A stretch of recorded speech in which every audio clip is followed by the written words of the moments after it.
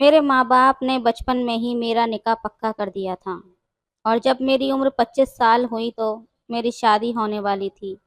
शादी को लेकर मेरे बहुत सारे अरमान थे, लेकिन निकाह से एक दिन पहले ही हमें ये खबर मिली कि मेरी होने वाली पत्नी इस दुनिया से चल बसी है, क्योंकि उसे हार्ट अटैक आया था।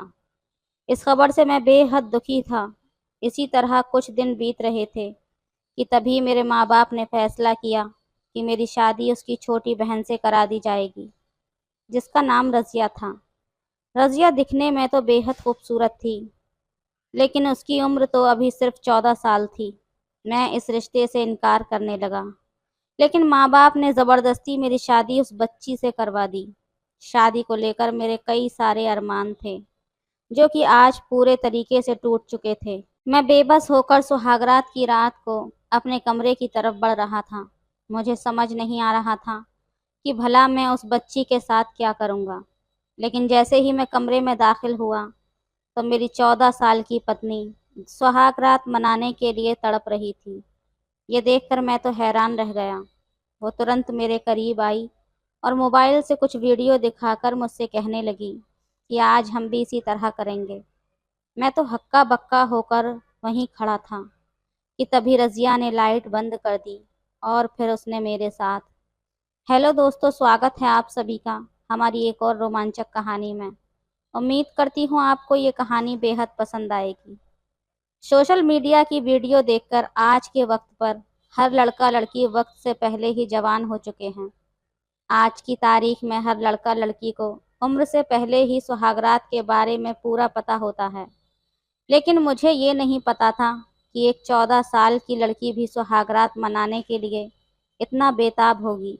बचपन में ही माँ-बाप ने मेरी शादी मोहल्ले की एक लड़की के साथ पक्की कर दी थी। बचपन में मैं और मेरी होने वाली पत्नी हम गुड्डा-गुड़ियों की शादी करवाकर बहुत ज़्यादा खुश होते थे। उस वक्त बचपन में ही हम दोनों एक दूसरे से जीवन भर साथ चलने की कसम खाया करते थे। हम दोनों का घर एक दूसरे के घर से कुछ ही दूरी पर था। फिर जैसे-जैसे हमारी उम्र बढ़ती गई, हमारे जो शादी को लेकर जज़्बात थे, वो भी बढ़ने लगे थे।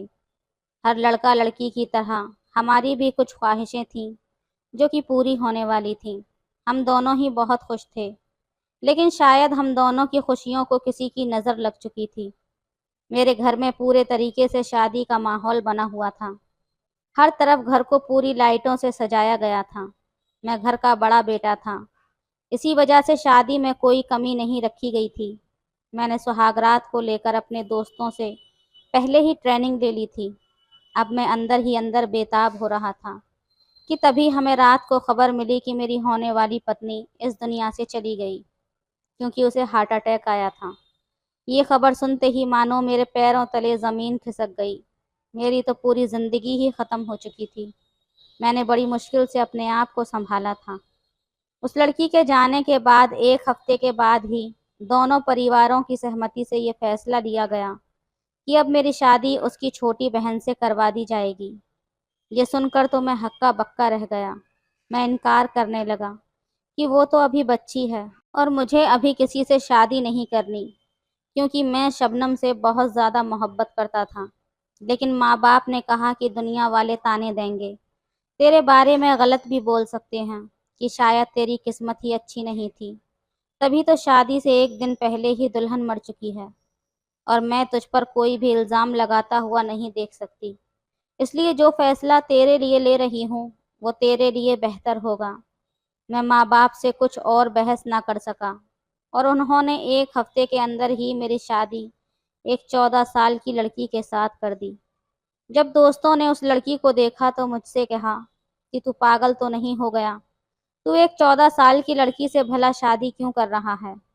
उस छोटी बच्ची के साथ कैसे अपनी ज़िंदगी की शुरुआत करेगा? लेकिन मेरे पास अब कोई रास्ता नहीं था। फिर कुछ ही देर में मेरी उस लड़की के साथ शादी हो चुकी थी। मैं सुहागरात की रात अपने कमरे में जाना नहीं चाहता था, लेकिन मेरी बहनों ने मुझे ज़बरदस्ती उस कमरे में भेज दिया। जैसे ही मैं मन मार कर कमरे में अंदर दाखिल हुआ, तो मैंने देखा कि रज़िया फ़ोन पर कुछ वीडियो देख रही थी और मेरे आते ही उसने फ़ोन को बंद कर दिया और तुरंत मेरे करीब आकर खड़ी हो गई। उस वक्त मेरे पसीने छूट रहे थे, कि तभी अचानक रज़िया ने मुझे गले लगा लिया। रज़िया काफ़ी छोटी थी, मुझे तो उसे पकड़ने में भी हिचकिचाहट महसूस हो रही थी। मैं पढ़ा लिखा लड़का था, इसी वजह से मैं रज़िया के साथ कोई भी ऐसा संबंध नहीं बनाना चाहता था। मैंने तुरंत उसे अपने आप से दूर किया। तभी वो कहने लगी, क्या हुआ? आप मुझसे शादी करके खुश नहीं हो क्या? लेकिन मैं उस बच्ची को क्या समझाता? इसी वजह से मैं तुरंत बिस्तर पर जाकर लेट गया। तभी वो दौड़ती हुई आई और मेरी बगल में आकर लेट गई। मैंने उसे जानबूझकर बहाना बनाया कि मेरी तबीयत ठीक नहीं है, इसलिए मैं सोना चाहता हूँ। मेरी बात सुनकर उसने भी सहमति दी और तुरंत लाइट बंद कर दी। शादी के माहौल की वजह से मैं बहुत ज़्यादा थक चुका था, इसी वजह से तुरंत गहरी नींद में चला गया। लेकिन रात को मैंने तभी अपने कमर के ऊपर एक हाथ रेंगता हुआ देखा, और ये हाथ किसी और का नहीं बल्कि मेरी उस कम उम्र पत्नी का था। मैं तुरंत उससे दूर हट गया। उसके छूने से मेरे जज्बात उठ रहे थे, लेकिन मैंने अपने जज्बातों पर काबू किया था। मैं तुरंत उठकर सोफे पर जाकर सो चुका था। सुबह जब उठा तो मैंने देखा कि रज़िया अभी भी गहरी नींद में सो रही थी। मैं जल्दी से वॉशरूम में गया और फ्रेश होकर हॉल में आकर बैठ चुका था। माँ भी मुझसे नज़रें चुरा रही थी, क्योंकि उन्हें पता था कि मैं ये शादी नहीं करना चाहता था।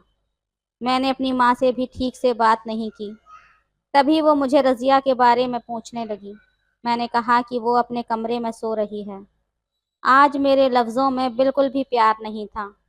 ये बात मेरी माँ अच्छे तरीके से जान चुकी थी। बहरहाल नाश्ता करने के बाद मैं अपने काम से घर से बाहर जाने वाला था कि माँ मुझसे कहने लगी कि अभी अभी तो नई नई शादी हुई है, तुझे अपनी पत्नी को वक्त देना चाहिए। मैंने कहा कि वो अभी बच्ची है और मैं उसे क्या वक्त दूं। ये कहकर मैं घर से रवाना हो चुका था।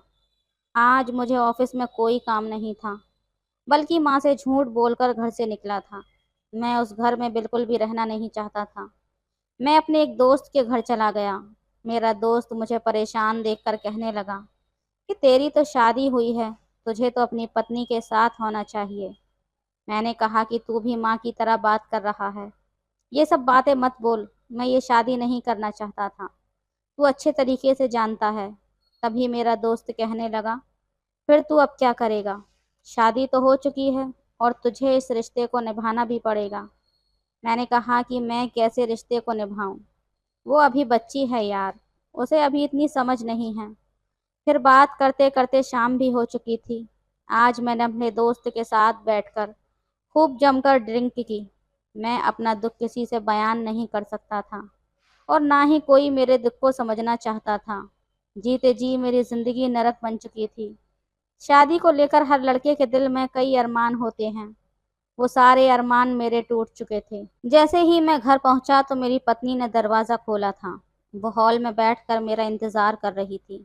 तभी वो तुरंत पानी का गिलास मेरे लिए लेकर आई और फिर मेरा कंधा दबाने लगी। ये सब देखकर मैं हैरान हो चुका था। वो पूरा एक पत्नी जैसा व्यवहार कर रही थी। मुझे उसमें बच्चों वाली आदत बिल्कुल भी नज़र नहीं आ रही थी। मेरा खाना खाने को बिल्कुल भी मन नहीं था, लेकिन इतने प्यार से बोलने लगी तो मैं उसके साथ खाना खाने के लिए बैठ चुका था। हमने कुछ देर बात की और उसके बाद अपने कमरे में चला गया। कमरे में जाते ही वो तुरंत मेरे गले लग गई और फिर मुझे कसकर पकड़ लिया। मैं बार बार उससे दूर जाने की कोशिश कर रहा था, लेकिन उसके इतनी तेज़ पकड़ से मेरे जज्बात फिर से उठने लगे थे। दारू की वजह से मुझे बहुत नींद आ रही थी। इसी वजह से मैं तुरंत अपने बिस्तर पर लेट गया और उसके बाद मेरे साथ क्या हुआ मुझे कुछ भी मालूम नहीं। लेकिन इसी बहाने से वो लड़की मेरे पूरे करीब आ चुकी थी और मैं भी नशे की हालत में उसके साथ वो सब कर बैठा था जो मुझे अभी बिल्कुल भी नहीं करना चाहिए था। सुबह जब मेरी आंख खुली तो पूरा बिस्तर खराब था। ये देखकर मेरे पसीने छूटने लगे थे। इसका मतलब था कि मैं नशे की हालत में रात भर उसके साथ। लेकिन जब मैं रज़िया की तरफ देखा तो वो गहरी नींद में सो रही थी। मैं उसे जगाने की कोशिश करने लगा। जब उसे होश आया तो कहने लगी कि मेरे पेट में बहुत ज़्यादा दर्द है। मैं सारा मामला समझ चुका था।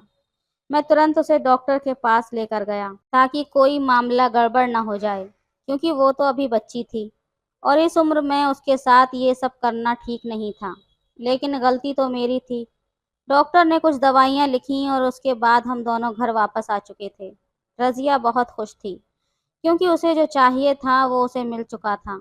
लेकिन एक बात मैंने नोटिस की थी कि उसमें बच्चों वाली आदतें बिल्कुल भी नहीं थीं।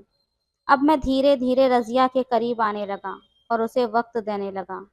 उसके साथ रहते-रहते मुझे भी अच्छा लगने लगा था। मैं भी यही सोच लिया कि शायद मेरी ज़िंदगी में यही लिखा है। मैं रज़िया को शाम के वक़्त घुमाने के लिए लेकर जाया करता था। उस रात घर वापस आने के बाद मैंने रज़िया पर खूब प्यार लुटाया। उसके बाद रज़िया वॉशरूम में गई थी। मैं बिस्तर पर लेटा हुआ कुछ सोच ही रहा था कि तभी अचानक रज़िया का फ़ोन बजना शुरू हो गया। बार-बार इतनी कॉल आने से मैं अर्जेंट कॉल समझकर उसकी कॉल को रिसीव कर लिया। तभी मुझे कॉल की दूसरी साइड से एक लड़के की आवाज़ सुनाई दी। मैं जब उस लड़के के बारे में पूछने लगा, तो वो कहने लगा कि मैं रज़िया का आशिक हूँ और रज़िया के साथ मेरा नाजायज़ ताल्लुकात है। अगर तुम्हें यकीन नहीं आता, तो उसकी कमर पर एक काला तिल है, जाकर देख लो। ये सुनकर तो मेरे होश उड़ चुके थे। जब रज़िया वापस कमरे में आई, तो मैंने उसकी कमर पर हूबहू वही तिल देखा, जो उस लड़के ने बताया था। उस वक़्त मुझे बहुत तेज़ गुस्सा आया था। जब मैं रज़िया से इस बारे में पूछने लगा तो उसने इनकार किया। कहने लगी मेरा कोई भी बॉयफ्रेंड नहीं है और ना ही उसने किसी लड़के के साथ कोई और गलत संबंध बनाए हैं। लेकिन अब मुझे रज़िया पर बिल्कुल भी विश्वास नहीं था। मेरे मन में यही आ रहा था कि इस कम उम्र लड़की को सुहागरात के बारे में इतना सब कुछ कैसे पता था। इसका मतलब कि इसने पहले से ही ऐसा कोई संबंध बनाया है, तभी तो इसे इतनी नॉलेज है। रज़िया बार-बार मुझे पकड़कर विश्वास दिलाने की पूरी कोशिश कर रही थी, लेकिन अब मैं उसकी बात पर बिल्कुल भी विश्वास नहीं करना चाहता था, क्योंकि उसने मुझे धोखा दिया था और सबसे बड़ा धोखा तो मेरे माँ-बाप ने मुझे दिया था, इस लड़की से मेरी शादी करवा कर। मैंने ये सारी बातें उसके मुँह पर बोल दी थीं। ये सारी बातें सुनकर वो बहुत ज़्यादा रोने लगी। कहने लगी कि मैं सिर्फ़ आपसे मोहब्बत करती हूँ। तभी हम दोनों के बीच में थोड़ी बहुत हाथापाई हो चुकी थी, जिसकी वजह से रज़िया के सर पर चोट लगी और वो बेहोश हो चुकी थी। तब मैं उसे बहुत ज़्यादा परेशान हो चुका था और इस हालत में मैं उसे डॉक्टर के पास लेकर गया। डॉक्टर ने उसके सर पर थोड़ी बहुत पट्टी बांधी और तभी उन्होंने मुझे ये खुशखबरी सुनाई कि मैं बाप बनने वाला हूँ। मेरे ऊपर तो एक से एक बढ़कर कयामत टूट रही थी, क्योंकि मुझे पता था कि ये बच्चा मेरा नहीं है। मैं चुपचाप उसका हाथ थामकर घर वापस आ चुका था। मैं मन ही मन बहुत परेशान था। मैंने तभी फैसला लिया कि मैं दूसरे दिन ही काम के बहाने किसी दूसरे शहर चला जाऊंगा। 1-2 साल वहीं रहूंगा और तब तक रज़िया मैच्योर भी हो जाएगी और तब उसे अपने आशिक के पास जाना ही होगा। तब मैं उसे हमेशा हमेशा के लिए छोड़ दूंगा, क्योंकि अभी वो माँ बनने वाली थी और इस वक्त मैं उसे और परेशानी नहीं देना चाहता था। रज़िया बार-बार रात को भी मुझे विश्वास दिलाने की कोशिश कर रही थी, लेकिन मैंने उसके सामने नाटक किया कि मुझे उस पर पूरा यकीन है। दूसरे दिन सुबह होते ही मैंने एक चिट्ठी लिखकर टेबल पर रख दी और हमेशा हमेशा के लिए सब कुछ छोड़कर दूसरे शहर के लिए रवाना हो चुका था। मैं वहां जाकर दिन रात मेहनत किया करता, क्योंकि मुझे अपनी ज़िंदगी में बहुत ज़्यादा धोखे मिले थे। अब मैं किसी भी लड़की के करीब नहीं जाता और ना ही किसी से दोस्ती रखता। मैं सिर्फ अपने काम से काम रखता। मेरे घर से जब भी फ़ोन आता था, तो मैं किसी का फ़ोन रिसीव नहीं करता था और ना ही मैंने कभी रज़िया से बात की। यूँ ही धीरे-धीरे पूरे 4 साल बीत चुके थे। इन 4 सालों में मैंने काफ़ी तरक्की भी हासिल कर ली थी। अब मुझे अपने घर और परिवार की याद आ रही थी और ज़्यादातर मुझे रज़िया की चिंता सताने लगी। मैंने सोचा कि इस वक्त वो मैच्योर हो चुकी होगी और मुझे इस वक्त अब अपने घर चले जाना चाहिए और अपने रिश्ते का भी फैसला कर लेना चाहिए, ताकि मैं भी उस ज़िंदगी से आज़ाद हो सकूं। मैं दूसरे दिन ही घर के लिए रवाना हो चुका था। जैसे ही मैं घर के अंदर दाखिल हुआ, तो पूरा घर सूना-सूना पड़ा हुआ था। मेरी माँ मुझे देखकर बहुत ज़्यादा रोई और गुस्सा हो रही थी। कहने लगी, अब क्या करने आए हो तुम? तुम तो बिना बताए ही हम सबको छोड़कर कब के जा चुके थे। मैंने तभी माँ से रज़िया के बारे में पूछा। मेरी माँ कहने लगी, वो तो अपने मायके में है और आज तुम्हें क्यों उसकी चिंता क्यों हो रही है? तभी मैंने उसके बच्चे के बारे में पूछा, तो मेरी माँ कहने लगी कि उसका बच्चा तो इस दुनिया में आने से पहले ही मर चुका है और उसकी तो हालत भी काफ़ी ख़राब हो चुकी है। तुम्हारे जाने के बाद वो पूरे तरीके से टूट चुकी थी और ज़्यादा टेंशन लेने की वजह से उसका बच्चा भी इस दुनिया से जा चुका था। और तुमने तो उसके ऊपर आरोप लगाए थे कि उसके पेट में किसी और का बच्चा है। मैंने अपनी माँ को हकीकत बताई। तब मेरी माँ कहने लगी कि सच्चाई ये नहीं है जो तुझे पता चली। तुम्हारे जाने के बाद रज़िया के भाइयों ने मिलकर उस लड़के को ढूंढा और हम सबके सामने लाकर खड़ा कर दिया। हाँ, उस लड़के को रज़िया से मोहब्बत थी और उससे वो शादी करना चाहता था। लेकिन रज़िया उससे प्यार नहीं करती थी। रज़िया की शादी तुमसे हो चुकी थी, जिसकी वजह से वो बहुत ही ज़्यादा गुस्से में आ गया था और तुम्हारा रिश्ता तोड़ने के लिए उसने झूठी कहानी तुम्हें सुनाई, जिस पर तुमने बहुत जल्दी विश्वास कर लिया। मैंने तुम्हें सच्चाई बताने के लिए कई बार फ़ोन किया था, लेकिन तुमने तो कभी भी मुझसे बात ही नहीं की। रज़िया के माँ-बाप उसे अपने घर लेकर जा चुके हैं। ये सब सुनते ही मेरी आंखों से आंसू गिरने लगे। मुझे अपनी गलती का एहसास होने लगा कि मुझे उस लड़के के बारे में अच्छे से जानकारी लेनी चाहिए थी। मैं अपना सर पकड़कर बैठ चुका था। मुझे अब सांस लेना भी गवारा नहीं हो रहा था। मेरा मन अंदर ही अंदर दुखी हो रहा था। मैंने क्यों उस मासूम बच्ची पर यकीन नहीं किया। मेरा ज़मीर मुझे अंदर ही अंदर मलामत करने लगा। मैं वहीं अपना बैग छोड़कर तुरंत भागता हुआ रज़िया के घर चला गया। रज़िया के माँ-बाप ने मुझे घर के अंदर जाने से इनकार कर दिया। उन्होंने कहा कि हमारी बेटी की हालत तुम्हारी वजह से ख़राब है। तुम तो उसे कब का छोड़कर जा चुके थे। मैं हाथ जोड़कर उनके सामने माफ़ी मांगने लगा कि मुझे अपने किए पर बहुत पछतावा है। मुझे एक बार रज़िया से मिलने की इजाज़त दे दो। मेरी आंखों में आंसू देखकर उनके माँ-बाप को भी तरस आ गया और उन्होंने मुझे रज़िया के कमरे में जाने की इजाज़त दे दी।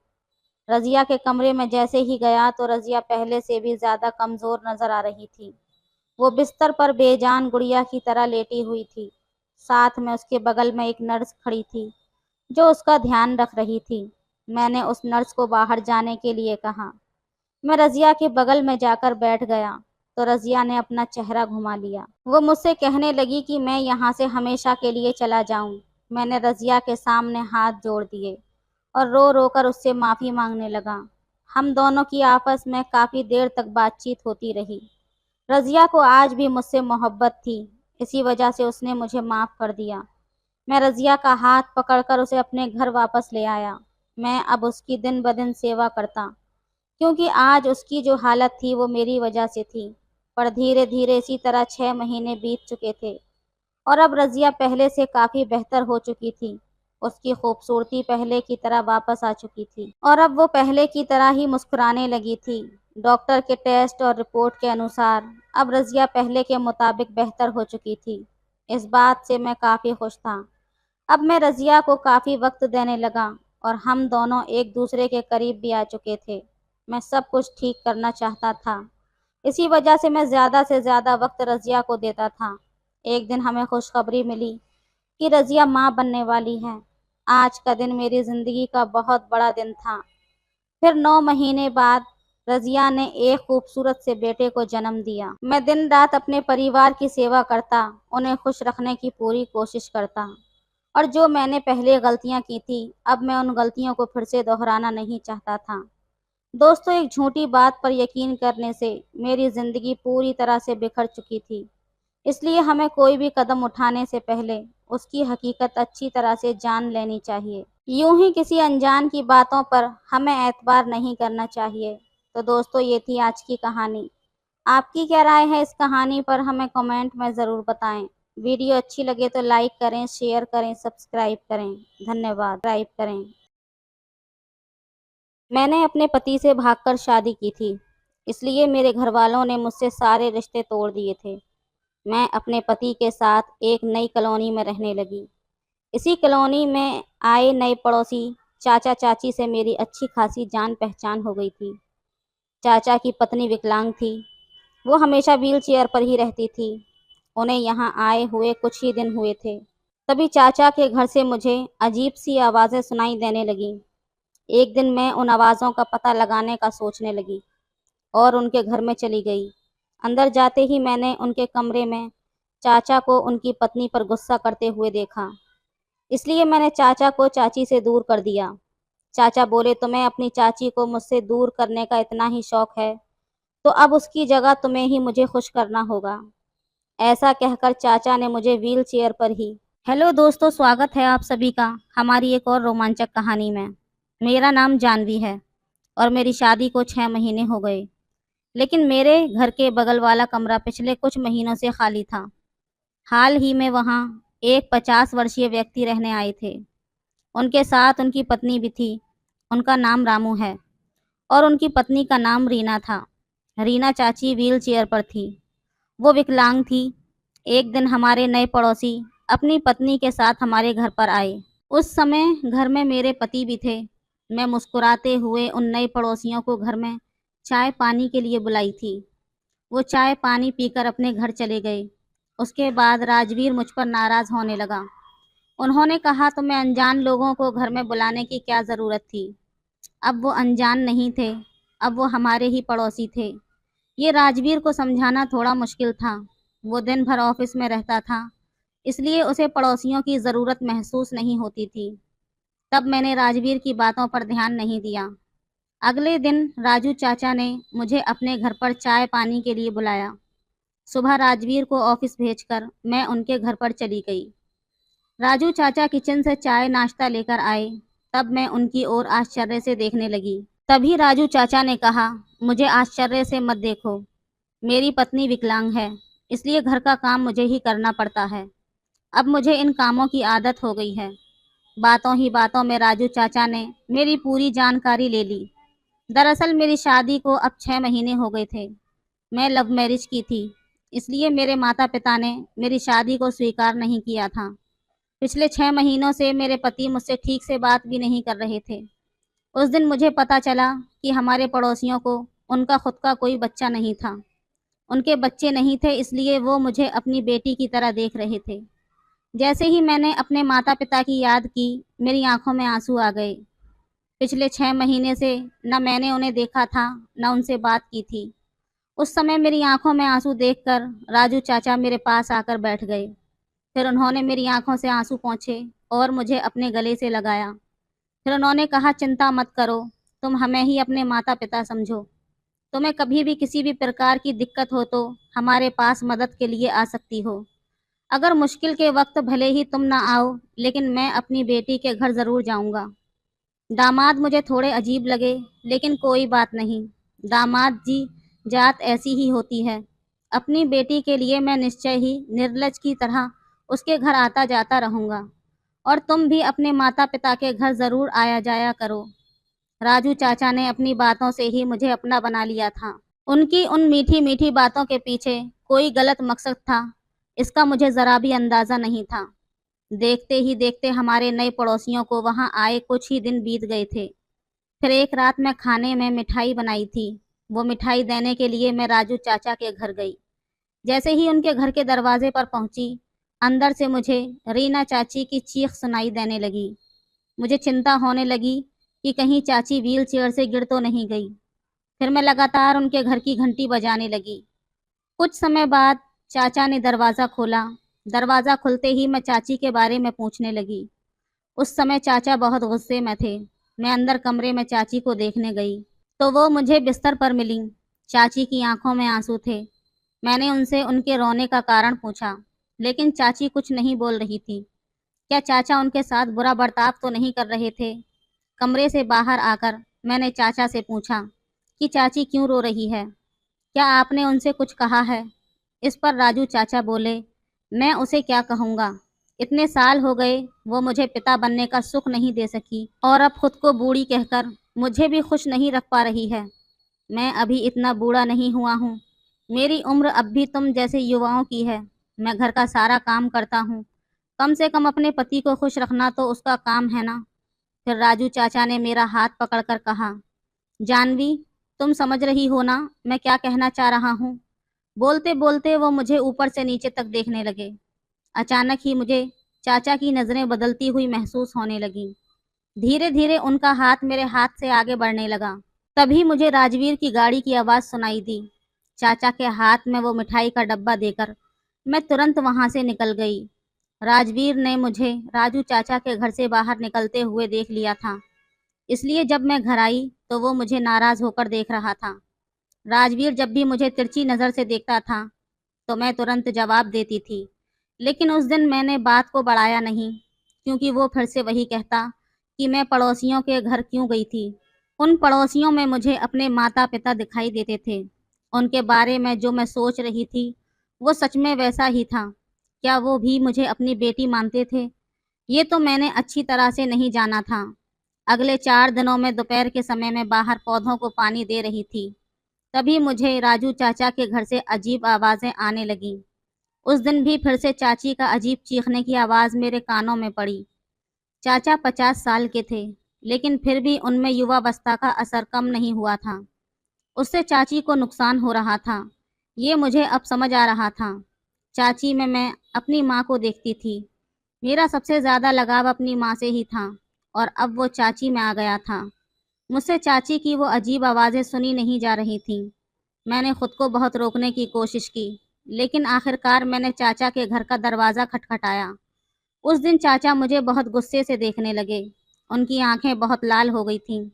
मुझे चाची की सबसे ज़्यादा चिंता हो रही थी, इसलिए मैं उनके कमरे में गई। अंदर कमरे में चाची मुझे व्हील चेयर से सरकी हुई दिखी। फिर मैं पूछने लगी, चाची ये सब क्या हो रहा है? कुछ समय पहले मुझे आपकी आवाज़ें क्यों आ रही थीं? क्या आप ठीक हैं? इस पर चाची ने कहा, जानवी अब मैं तुम्हें क्या बताऊं? भगवान ने मुझे इतना अपाहिज बना दिया है, लेकिन तुम्हारे चाचा अभी भी स्वस्थ हैं। इस उम्र में भी उनकी न जाने कैसी कैसी इच्छाएं होती हैं। उन्हें खुश रखना, ऐसा उन्हें हमेशा लगता है, लेकिन अब इस उम्र में कुछ चीज़ें संभव नहीं हैं। एक तो मेरी विकलांगता मुझे ठीक से चलने भी नहीं देती, तो मैं चाचा को कैसे खुश रखूं? चाचा को कौन समझाएगा? ये सब सुनने के बाद मैं चाची से बोली, मैं चाचा से बात करूंगी। इस पर उन्होंने कहा, तुम्हारे चाचा को कोई भाषा समझ नहीं आती, तुम उनसे बात मत करना। उन्होंने मुझे चाचा को समझाने से मना कर दिया, लेकिन मैंने उनकी बात नहीं सुनी और चाचा से बात करने का फैसला किया। चाचा बाहर हॉल में बैठे हुए थे। मुझे देखते ही वो किचन में पानी लेने जाने लगे। तभी मैंने कहा, चाचा मुझे पानी वगैरह नहीं चाहिए, मुझे आपसे कुछ बात करनी है। जानवी बातें तो होती रहेंगी, तुम पहले बैठो, मैं पानी लेकर आता हूँ। चाचा ऐसा दिखावा कर रहे थे कि वे बहुत सज्जन हैं। 50 साल की उम्र में भी वो युवावस्था का लिबास ओढ़ना चाहते थे। तब मैंने चाचा का हाथ पकड़ा और उन्हें रुकने के लिए कहा। मैंने कहा, चाचा इस उम्र में आप ये क्या कर रहे हैं? आप मेरे माता पिता के स्थान पर हैं, इसलिए मैं आपसे ये सब बातें कर रही हूँ। अगर आपकी जगह मेरे माता पिता होते तो मैं उनसे भी यही बातें करती। कभी कभी बच्चों को भी माता पिता को समझाना पड़ता है। आज मुझे अपने माता पिता को समझाने का समय आया है। चाचा अब जो आपकी और चाची की उम्र है, वो एक दूसरे को सहारा देने की है। और ये सब क्या चल रहा है, मुझे सब समझ में आ गया है। इस उम्र में आप चाची से ऐसी चीज़ों की उम्मीद क्यों कर रहे हैं? तब चाचा ने ज़ोर से मेरा हाथ पकड़ लिया। वो बोले, मुझे बूढ़ा समझने की गलती मत करना। मैं अभी सिर्फ 50 साल का हूँ। अभी भी मुझ में एक युवा की तरह ताकत है। मैं केवल युवा नहीं हूँ, बल्कि अभी भी मैं बच्चा पैदा कर सकता हूँ। कमी है तो तुम्हारी चाची में है। तुम्हारी चाची मुझे खुश नहीं रख सकती, तो तुम ही उसकी जगह ले लो। ऐसा कहते हुए चाचा बड़ी अजीब नज़रों से मुझे देखने लगे और मेरे करीब आने लगे। मैंने उन्हें अपने आपे से दूर किया। पता नहीं चाचा के अंदर क्या समा गया था। वो मेरे साथ ना चाहने योग्य हरकतें करने लगे। जैसे तैसे मैं उनके घर से बाहर निकल गई। मैंने तय किया कि मैं चाचा से बात नहीं करूंगी। चाचा ने मेरे साथ जो अजीब व्यवहार किया है, उसके बारे में मैंने राजवीर को नहीं बताया। देखते ही देखते कुछ दिन बीत गए। राजवीर जब घर पर होता था तो चाचा हमारे घर नहीं आते थे, क्योंकि राजवीर थोड़ा सख्त था। उसे घर पर किसी का आना जाना बिल्कुल पसंद नहीं था। कभी कभी मुझे लगता कि मुझे भी अपना स्वभाव राजवीर जैसा कर लेना चाहिए, ताकि राजू चाचा जैसे लोग मुझसे दूर रहें। देखते ही देखते एक पूरा हफ्ता बीत गया। अचानक एक दिन मुझे चक्कर आने लगे। चेकअप के बाद पता चला कि मैं गर्भवती हूँ। मेरी ये खुशखबरी मैं चाची को भी बताना चाहती थी, लेकिन चाचा ने मेरे साथ न चाहने योग्य हरकतें करने की कोशिश की थी। इससे उन्होंने मेरे दिल में अपनी जगह खो दी थी। मैं ये खुशखबरी अपने माता पिता को भी नहीं बता सकती थी, क्योंकि वो मुझसे बात नहीं करना चाहते थे। उस दिन शाम को जब मैं बाहर बगीचे में टहल रही थी, तो मैं अपनी दोस्त के साथ फ़ोन पर बात कर रही थी। उससे बात करते हुए मैंने उसे अपनी खुशखबरी बताई। मैं अपनी दोस्त के साथ फ़ोन पर बात कर रही थी। उस वक्त हमारी बात कोई तीसरा व्यक्ति भी सुन रहा था। इस पर मेरा ध्यान नहीं था। मुझे अगले दिन पता चला कि कल मेरी बात किसी ने सुनी है। मेरी बात सुनने वाला कोई और नहीं, बल्कि राजू चाचा थे। ये मुझे अगले दिन पता चला जब वो घर आए। रोज़ की तरह राजवीर के ऑफिस जाने के बाद पड़ोसी चाचा और चाची मेरे घर मिठाई लेकर आए। चाची ने कहा, तुम्हारे चाचा ने खास तुम्हारे लिए स्पेशल मिठाई बनाई है। उन दोनों ने मुझे शुभकामनाएं दी। चाचा ने कहा, कल जब तुम बगीचे में टहल रही थीं, तब मैंने तुम्हारी फ़ोन पर की गई बात सुनी थी। चाचा मेरे साथ कैसे अजीब बर्ताव कर रहे थे, ये मैंने चाची के सामने नहीं दिखाया। उन्हें अपने पति से शादी करने का बहुत पछतावा हो रहा था। अपने पति की इस उम्र की ना चाहने योग्य हरकत सुनकर चाची को बहुत बुरा लगता। इसलिए उस वक्त मैं चाची के सामने हंसकर ही बर्ताव कर रही थी। उसी दिन शाम को चाचा अकेले ही घर आए। उन्होंने कहा, मैं तुम्हारे लिए चाय नाश्ता बनाने आया हूँ। अब इन दिनों में तुम्हें ज़्यादा काम नहीं करना चाहिए। चाचा ज़बरदस्ती मेरे किचन में जाकर मेरे लिए चाय बनाकर लाए। मैं उन्हें मना कर रही थी, लेकिन फिर भी उन्होंने मेरे लिए चाय बनाई। चाय बनाना तो एक बहाना था। चाचा मुझसे माफ़ी मांगना चाहते थे। उन्होंने कहा, उस दिन मैंने तुम्हारे साथ जो भी किया, उसके लिए मुझे माफ़ कर दो।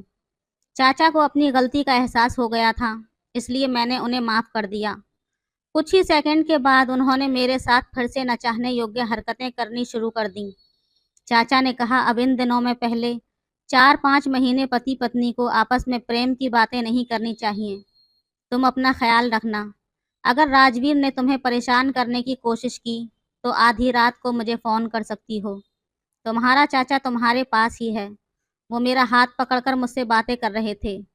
मुझे और राजवीर को इन दिनों में जो भी जानकारी चाहिए थी, वो हम अपने डॉक्टर से ले रहे थे। चाचा को मेरे साथ ऐसी अजीब बातें करने की कोई ज़रूरत नहीं थी। ऐसा लग रहा था कि वो व्यक्ति सुधरने वाला नहीं है। मैंने उन्हें वहाँ से जाने को कहा, क्योंकि राजवीर के घर आने का समय हो गया था। रात को घर आते ही राजवीर ने कहा, कुछ दिन तुम अपने मायके से किसी को बुला लो या घर के काम के लिए कोई नौकरानी रख लो, क्योंकि मुझे कुछ दिनों के लिए काम के सिलसिले में बाहर जाना है। घर में तुम्हारी देखभाल के लिए कोई न कोई तो होना चाहिए। राजवीर बार बार कहता था कि घर में एक नौकरानी रख लो। मैंने उसे हाँ कह दिया था, लेकिन मैं नौकरानी रखने वाली नहीं थी, क्योंकि मुझे अभी इसकी ज़रूरत नहीं थी। अगले ही दिन राजवीर अपने काम के लिए निकल गया। वो 5-6 दिनों के लिए बाहर गया था। राजवीर को बाहर गए हुए अभी एक ही दिन हुआ था। एक दिन के बाद शाम के समय चाचा खाने की थाली लेकर मेरे घर आए। मैंने उनसे कहा कि वो यहाँ से चले जाएं। तब चाचा ज़बरदस्ती घर में घुस आए। उन्होंने कहा, जानवी, तुम मेरा हक नहीं छीन सकती। तुम पर मेरा पूरा हक है। ऐसा कहकर चाचा ने मुझे गले लगाया। फिर उन्होंने अपनी जेब से एक रुमाल निकाला और उसे मेरे मुंह पर लगाने की कोशिश की। तभी मैं उनके हाथ से रुमाल झटक दिया और उनसे दूर भागी। वो मेरे साथ क्या करने की कोशिश कर रहे थे, मुझे कुछ समझ नहीं आ रहा था। फिर वो मुझे अजीब तरीके से छूने लगे। मैं चाचा से बचने की कोशिश करने लगी। फिर चाचा ने कहा, जानवी, तुम मुझसे कितनी दूर भागोगी? मैं तुम्हारे साथ समय बिताए बिना यहाँ से नहीं जाऊँगा। मुझे पता है कि राजवीर बाहर गया है। तुम्हारी सुंदरता ने मुझे मोहित कर लिया है। तुम हमेशा अपनी चाची को मुझसे बचाने के लिए घर आती थी ना। आज तुम्हें मुझसे कौन बचाएगा? अगर तुम मुझे खुशी देने के लिए तैयार हो तो मैं तुम्हें कोई नुकसान नहीं पहुंचाऊंगा। चाचा की बातें सुनकर मैं बिल्कुल हैरान रह गई थी। मुझे ऐसा लग रहा था कि मैं वहीं बेहोश हो जाऊंगी, लेकिन मैंने खुद को संभाला। मैं जितना चाचा से दूर भागने की कोशिश कर रही थी, वो उतनी ही ताकत से मुझे अपनी ओर खींच रहे थे। आखिरकार चाचा ने साथ लाया हुआ रुमाल मेरे चेहरे पर लगा दिया। उसके बाद मुझे नींद सी आने लगी। जब मैं जागी तो मैंने खुद को अस्पताल के बिस्तर पर पाया। चाचा ने मेरे साथ ज़रूर कुछ बुरा किया था, वो मुझे समझ में आया था। तब मैं राजवीर को पुकारने लगी। अस्पताल के कमरे में राजवीर की जगह उसका एक दोस्त आया था। उसने कहा, भाभी, आप बिल्कुल मत घबराइए, आप पूरी तरह सुरक्षित हैं। मैंने कहा, राजू चाचा ने मेरे साथ ऐसा कहकर मैं रोने लगी। मेरी बात सुनकर राजवीर के दोस्त ने कहा, वो नालायक आदमी आपके साथ ज़बरदस्ती करने की कोशिश कर रहा था, लेकिन समय पर आकर मैंने आपको उससे बचा लिया। कुछ ही देर में राजवीर यहाँ पहुँच जाएगा। कुछ समय बाद राजवीर अस्पताल में पहुँच गया। मुझे देखते ही उसने मुझे गले लगा लिया। फिर राजवीर ने कहा, जानवी, अगर मैंने घर में खुफिया कैमरे नहीं लगाए होते तो मैं अपनी पत्नी और अपनी संपत्ति दोनों को खो देता। खुफिया कैमरे, मैंने सवालिया नज़रों से अपने पति से पूछा। इस पर राजवीर ने कहा, बाहर जाने से पहले मैंने घर में कई जगह पर खुफिया कैमरे लगाए थे, क्योंकि मुझे तुम्हारे उस सगे पड़ोसी पर बिल्कुल भी भरोसा नहीं था। कुछ महीनों से तुम अपने माता पिता से दूर थीं, इसलिए तुम्हें उन पड़ोसियों में अपने माता पिता नजर आने लगे थे। उनके मन में क्या षड्यंत्र चल रहा था, इसका तुम्हें अंदाज़ा नहीं था। मैंने कई बार तुम्हें समझाने की कोशिश की, लेकिन तुम मेरी बात नहीं सुनती थीं। मैं भी तुम्हारे सामने ज़्यादा कुछ नहीं बोल सकता था, इसलिए आखिरकार मैंने घर में खुफिया कैमरे लगाए। जिस समय वो नालायक आदमी तुम्हारे साथ ज़बरदस्ती करने लगा, वो सारा दृश्य मैंने अपने लैपटॉप पर देखा था। ये देखते ही मैंने तुरंत अपने दोस्त को घर भेजा। आकाश के पास मैंने अपने घर की दूसरी चाबी दी थी। समय पर आकर आकाश ने तुम्हें उस दरिंदे से बचाया था। वो राजू और रीना दोनों ही धोखेबाज हैं। रीना अपाहिज नहीं है, वो दोनों ही पति पत्नी चोर हैं। तुम उनकी मीठी मीठी बातों में फंस गईं। मैंने उन दोनों को पुलिस के हवाले कर दिया है। वो दोनों ही चोर चोरी करने के कामों में माहिर हैं, इसलिए वो सब कुछ बड़ी सफाई से कर रहे थे। तुम उनकी मीठी मीठी बातों में फंस गई थीं। मेरे पति की समझदारी से उस दिन मेरी इज्जत भी बची और हमारी संपत्ति भी। चोरी करने के इरादे से वो दोनों पति पत्नी मेरे घर आए थे। उन्हें जेल में ही होना चाहिए था। निर्देश, ये सही है कि इंसान के पास भावनाएं होती हैं।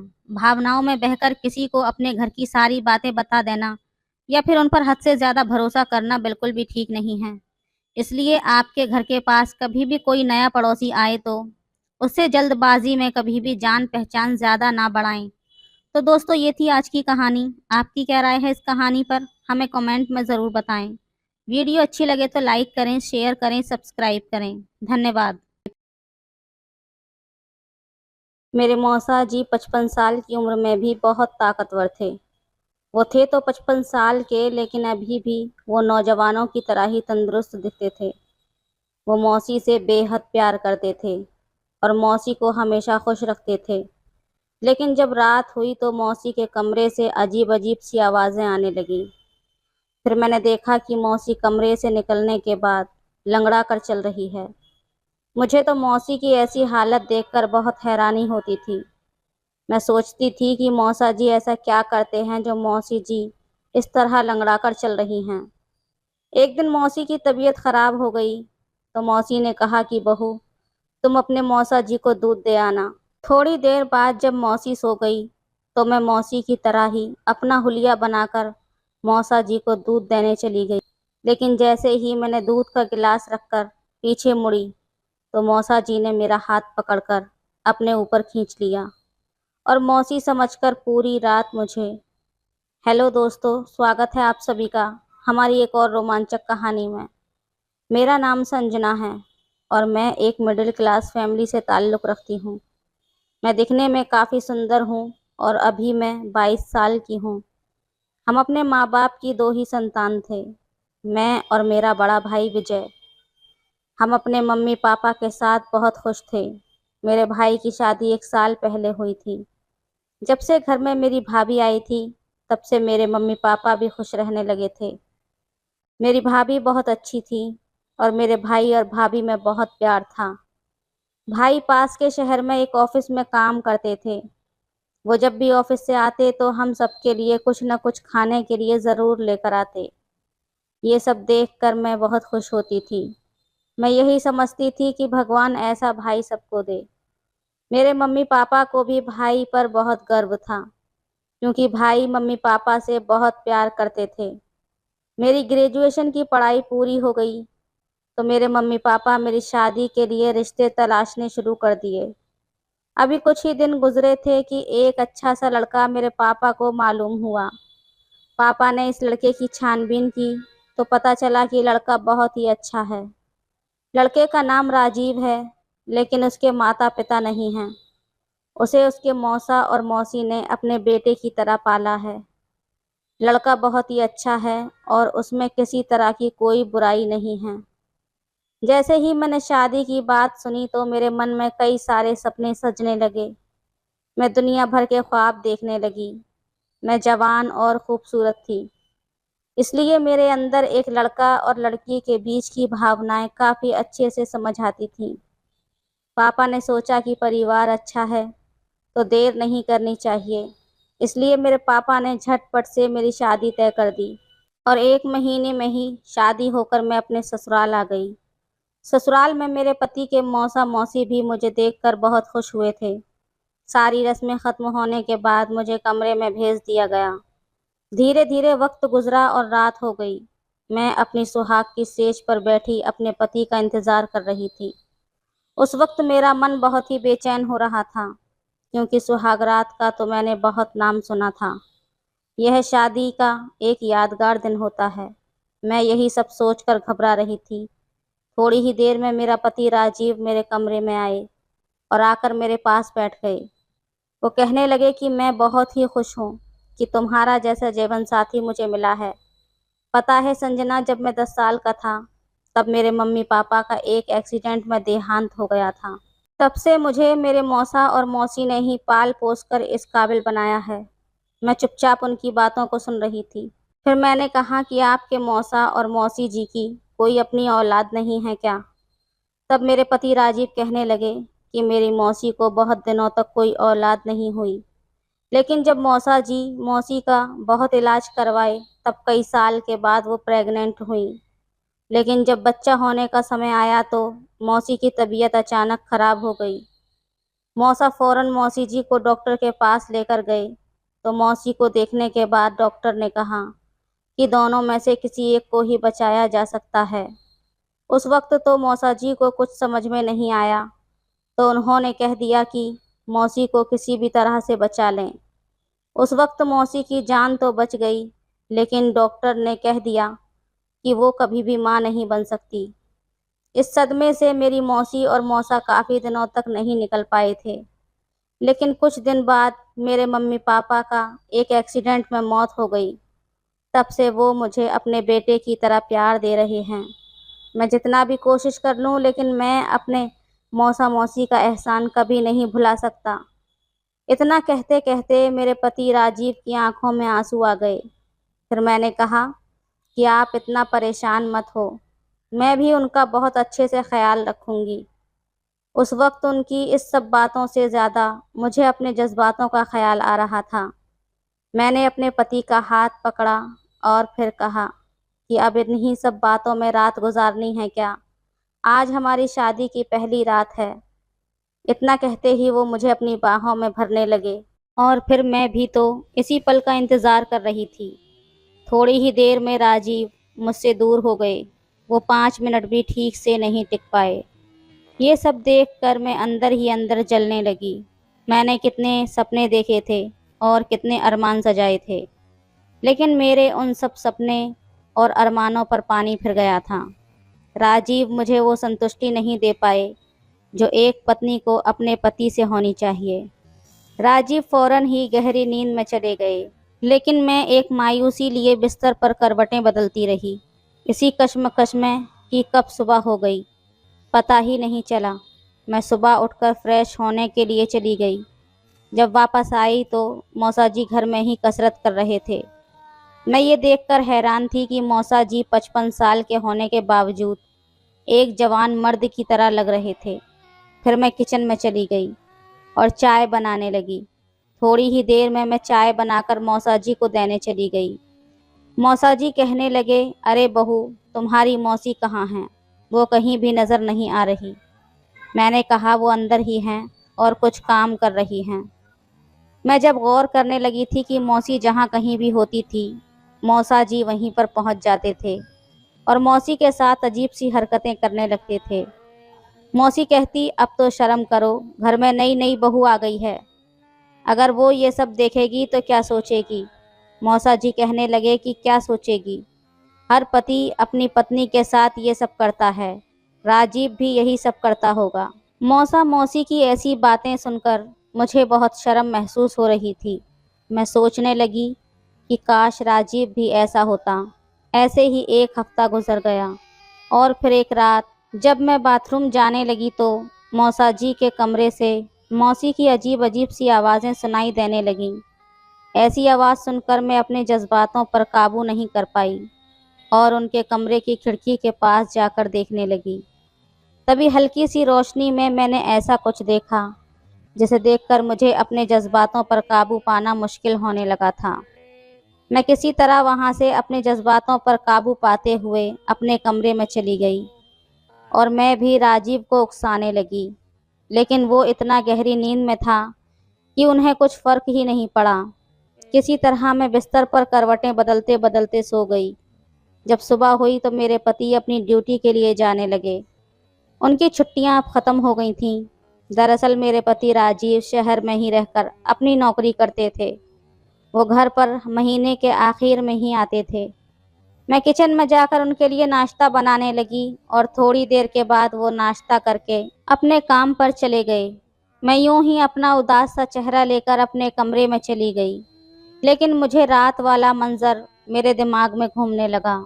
मैं ये सोचने लगी कि मौसी कितनी खुशकिस्मत है जो अभी तक मौसा जी इस कदर प्यार करते हैं, और एक मेरा पति है जिसके प्यार के लिए मुझे तरसना पड़ता है।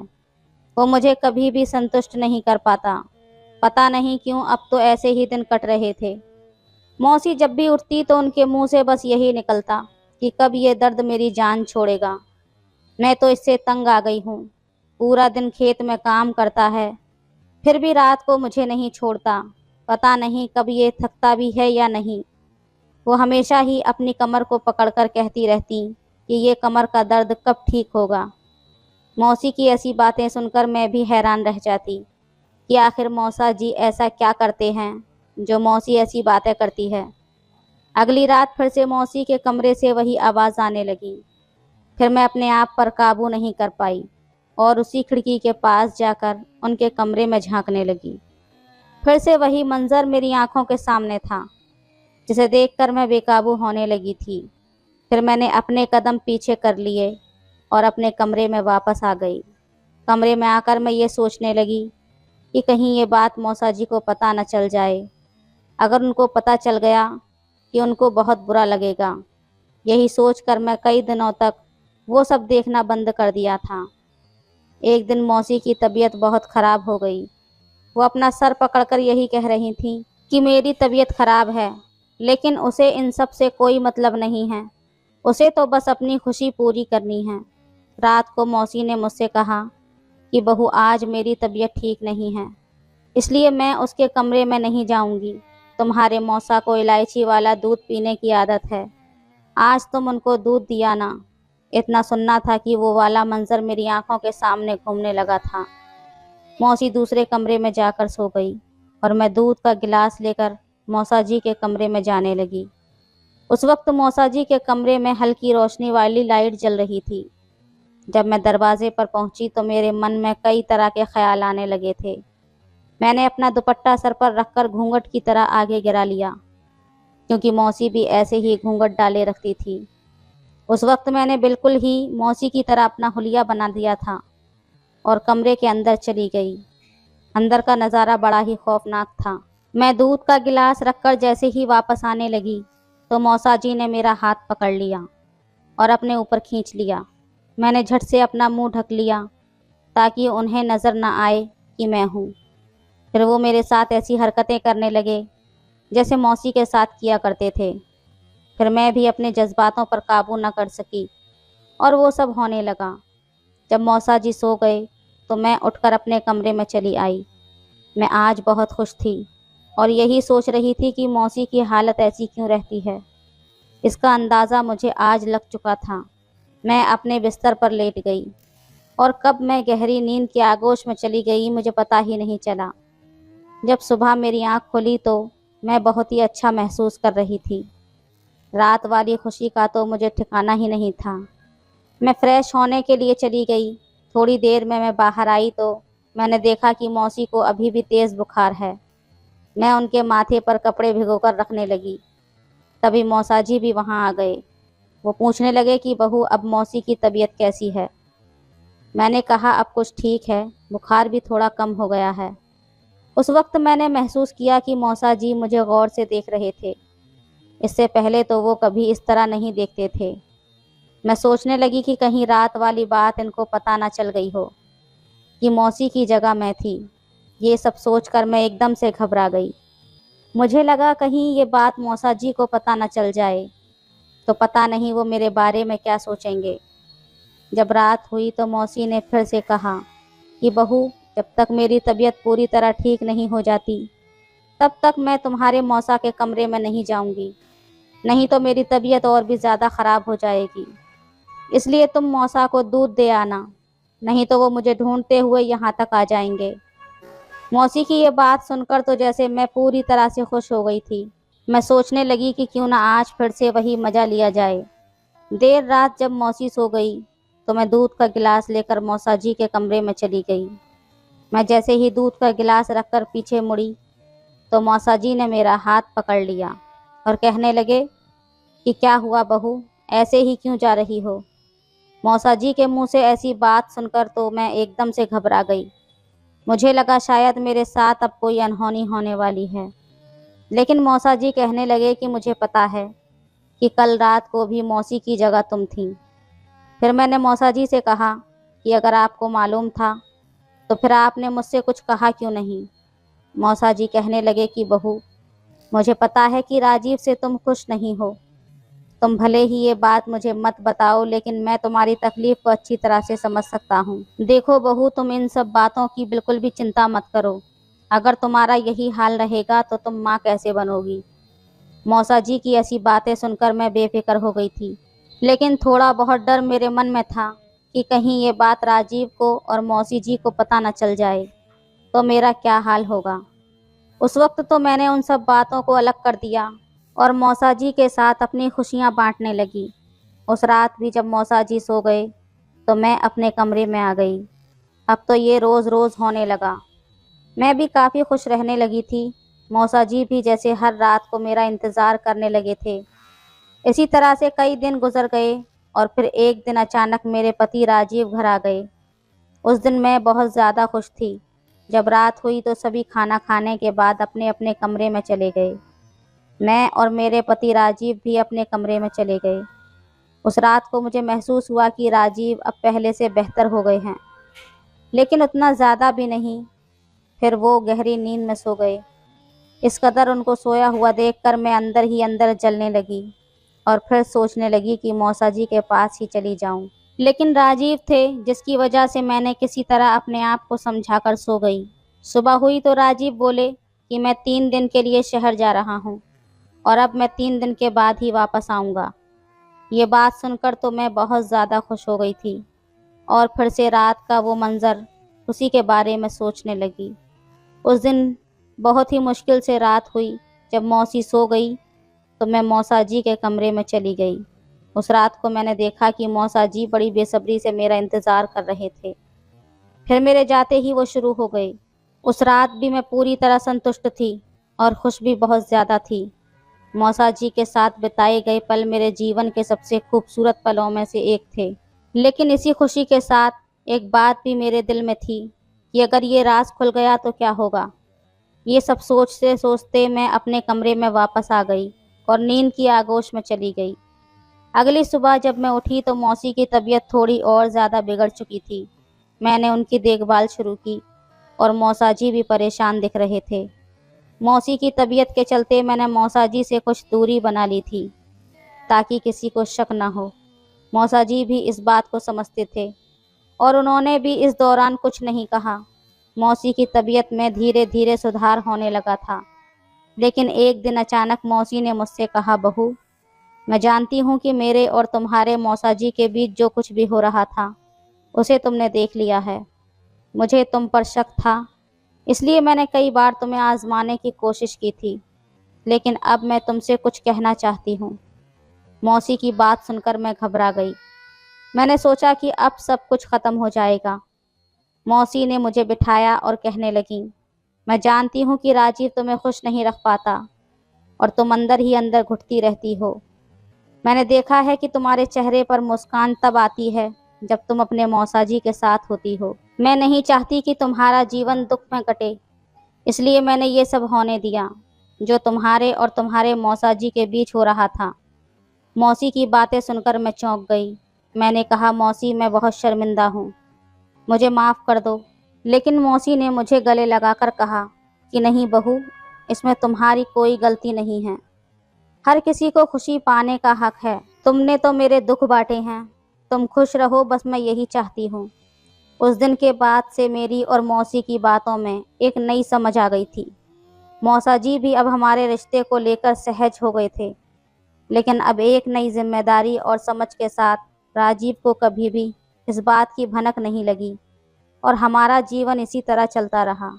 कई महीने बीत गए, मौसी की तबीयत धीरे धीरे ठीक हो गई और राजीव का भी तबादला शहर में ही हो गया।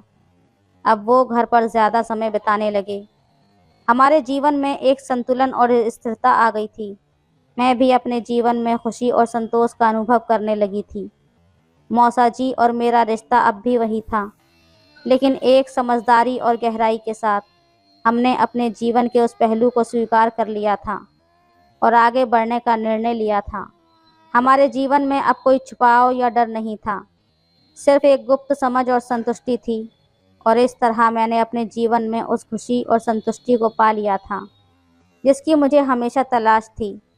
तो दोस्तों, ये थी आज की कहानी। कहानी आपको कैसी लगी कमेंट करके ज़रूर बताएं। वीडियो अच्छी लगे तो लाइक करें, शेयर करें, सब्सक्राइब करें। जवानी की दहलीज पर अभी ताज़ा ताज़ा कदम रखा था उसने। उसे क्या मालूम था कि आगे उसके साथ क्या क्या होने वाला है। वो गरीब थी लेकिन बेहद खूबसूरत थी। गरीबी के चलते वो अपना घर चलाने के लिए मजदूरी करती। हेलो दोस्तों, स्वागत है आप सभी का हमारी एक और रोमांचक कहानी में। शहर से दूर बस रही कॉलोनी में एक शानदार कोठी बन रही थी। मिक्सर मशीन की तेज आवाज के बीच में मजदूर काम में लगे हुए थे। उनमें से जवान और अधेड़ उम्र के आदमी और औरतें थीं। उनमें से जवानी की दहलीज पर खड़ी एक लड़की भी थी। वो सर पर ईंट ढोने का काम कर रही थी। तराई भी हो रही थी, इसलिए उसके गीले बदन से जवानी झांक रही थी। बनते हुए मकान के सामने ठेकेदार खड़ा होकर उस जवान लड़की की तरफ देखते हुए चिल्लाकर कह रहा था, जल्दी जल्दी काम करो। ठेकेदार के पास ही मकान मालिक खड़ा हुआ था, जो बहुत बड़ा अफसर था। ठेकेदार को उम्मीद थी कि साहब उसे दूसरे कामों के ठेके भी दिलवाएगा, इसलिए उन्हें खुश करने का वो कोई मौका नहीं छोड़ता था। ठेकेदार ने मकान मालिक की तरफ देखा तो उसको जवान मजदूर लड़की की तरफ देखते हुए पाया। मकान मालिक ने सबको सुनाकर जोर से कहा, मकान की तराई अच्छी तरह से करना, तभी मकान मजबूत होगा। ठेकेदार ने मुस्कुराते हुए कहा, आप बिल्कुल चिंता ना करें साहब, इस काम में मैं अच्छी लड़की को लगाऊंगा। ठेकेदार ने काम की देखभाल करने वाले सुपरवाइजर को इशारे से अपने पास बुलाकर उसके कान में कुछ कहा। सुपरवाइजर ने सहमति से सर हिलाया। उसने जाकर ईंट ढोती हुई लड़की को कहा, आज से मकान की तराई का काम तू करेगी। ये सुनकर वो मजदूर लड़की खुश हो गई, क्योंकि तराई का काम सबसे हल्का होता है। उसने तुरंत ईंटों का तसला नीचे रखकर पानी का पाइप उस मजदूर लड़के से लेकर दीवार के प्लास्टर पर पानी छिड़कना शुरू कर दिया। मकान मालिक ने 500 का नोट निकालकर सुपरवाइजर को दिया और मजदूरों को नाश्ता कराने को कहा। वो तराई करने वाली लड़की का ध्यान रखने को कहकर उस लड़की को देखने लगा। किसी भी मजदूर लड़की को फंसाने का ये एक अच्छा तरीका था कि उसे हल्का काम देकर, खासकर मकान में तराई का काम दिया जाता था। ये एक जाल होता था जिसमें जवान मजदूर लड़की के फंसने की उम्मीद ज़्यादा होती थी। मिक्सर मशीन में सीमेंट, रेत, पानी और वाटरप्रूफ केमिकल की मिक्सिंग के साथ कितनी गरीब मजदूर लड़कियों की इज्जत भी मिक्स हो जाती थी, और ये आलीशान मकानों में रहने वालों को पता भी नहीं चलता होगा। दुनियादारी को कुछ समझने और कुछ ना समझने वाली लड़की खुशी खुशी तराई का काम कर रही थी। उसे मालूम नहीं था कि ठेकेदार और मकान मालिक उस पर इतने मेहरबान क्यों हो रहे हैं। उस मजदूर लड़की को रोजाना चाय नाश्ते की खास सुविधा और काम के बीच में बैठकर आराम करने की छूट मिली हुई थी। और काम भी क्या था, पानी का पाइप पकड़कर दीवारों और फर्श पर दिन में 3 बार पानी से तराई करना। ठेकेदार और मकान मालिक को कोई जल्दी नहीं थी। वो जानते थे कि सब्र का फल मीठा होता है। एक हफ्ते बाद मकान मालिक ने 2 मंजिला बनते मकान के किसी सूने कमरे में तराई करती उस लड़की का हाथ पकड़कर कहा, तुम्हें बहुत मेहनत करनी पड़ती है। तुमको कोई परेशानी हो तो मुझे बताना। और धीरे से उसकी पीठ पर हाथ फेरने की कोशिश करने लगा। लड़की चौंकते हुए डरकर पीछे हट गई। उसने मकान मालिक की आंखों में ऐसा कुछ देखा जो उसे ठीक नहीं लगा। पानी में भीगा उसका बदन ठंड और डर से कांप रहा था। उसके मुंह से आवाज भी नहीं निकल पा रही थी। पानी का पाइप उसके हाथ से छूटकर फर्श पर बह रहा था। उसने कमरे से निकलने की कोशिश की, पर दरवाजे के उस कमरे में निकलने के रास्ते पर मकान मालिक खड़ा था। मकान मालिक पुराना खिलाड़ी था। उसने लड़की से कहा, कुछ नहीं, तू अपना काम कर। कहते हुए वो बाहर निकलकर ठेकेदार के पास आ गया। ठेकेदार ने आंखों ही आंखों में उससे पूछा, पर उसने असहमति से गर्दन हिलाकर मना कर दिया। उसके बाद शाम तक उस लड़की से किसी ने कुछ नहीं कहा। हफ्ते का आखिरी दिन शनिवार था। उस दिन सभी मजदूरों को मजदूरी का पैसा मिलता था। सुपरवाइजर ने सभी मजदूरों को उनकी हाजिरी के हिसाब से रजिस्टर पर दस्तखत कराकर या अंगूठा लगवाकर पैसा दे दिया। अगले दिन रविवार की छुट्टी थी। सोमवार को सभी मजदूर काम पर आ गए थे। वो लड़की भी डरी डरी सी काम पर आई थी। काम शुरू होते ही रोज की तरह उसने पानी का पाइप पकड़कर जैसे ही तराई शुरू की, सुपरवाइजर ने उसे मना करके ईंट ढोने और दूसरे भारी कामों पर लगा दिया। अब उस लड़की को भारी काम देने और बात बात पर डांटने का सिलसिला शुरू हो गया। काम से निकालने की धमकी भी ठेकेदार द्वारा दी जाने लगी थी। जवान मजदूर लड़की परेशान होने लगी थी, क्योंकि इतने दिन उसने तराई करने का काम किया था। उसे ईंट ढोने जैसा भारी काम करना अब अच्छा नहीं लग रहा था। खाने की छुट्टी के दौरान उसने अधेड़ उम्र की पुरानी मजदूर, जिसे सब मौसी कहते थे, उससे जाकर अपनी समस्या बताई और ठेकेदार से सिफारिश करने को कहा कि उसे फिर से तराई का काम मिल जाए। उस अधेड़ मजदूर की बात ठेकेदार मानता था। वो कई सालों से उसके साथ काम कर रही थी और काम करने में भी बहुत तेज थी। उसने लड़की से कहा, मैं ठेकेदार से बात करूंगी। दिन भर काम करने के बाद घर जाकर वो लड़की थककर चूर हो गई थी। वैसे भी उसने भारी काम कई दिनों बाद किया था।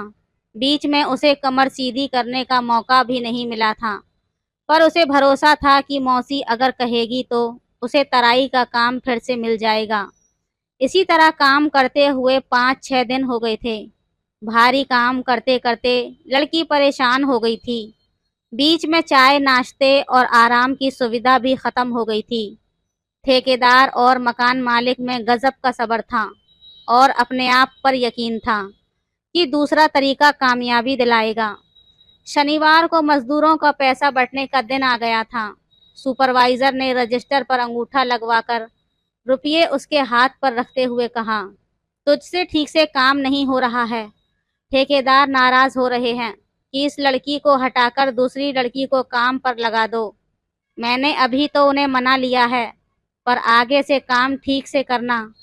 काम ठीक से करने के बावजूद काम से हटाने की धमकी से उस लड़की को कुछ कुछ समझ में आने लगा था कि उसके साथ ऐसा क्यों हो रहा था। गरीबी और बेरोजगारी से भूखे रहने की नौबत आ सकती थी। इसलिए उसने मौसी से एक बार और उसके घर जाकर मिलने का सोचा। रात को खाना खाकर वो सीधा पास की झुग्गी बस्ती में रहने वाली मौसी के घर गई और जाकर उनसे कहा कि ठेकेदार ने काम से निकालने की धमकी दी है। मौसी ने पूरी बात सुनकर उसे दुनियादारी की बातें समझाते हुए कहा, देख बेटी, हम गरीब मजदूर हैं, हमारे साथ तो ऐसा होता ही है। मेरे साथ भी हो चुका है। ये ठेकेदार नहीं होगा तो कोई दूसरा होगा। या साहब नहीं होगा तो कोई दूसरा साहब होगा। तेरी किस्मत और हिम्मत हो तो अपने आप को बचा ले, या काम से बचना है तो जो वो चाहते हैं कर दे।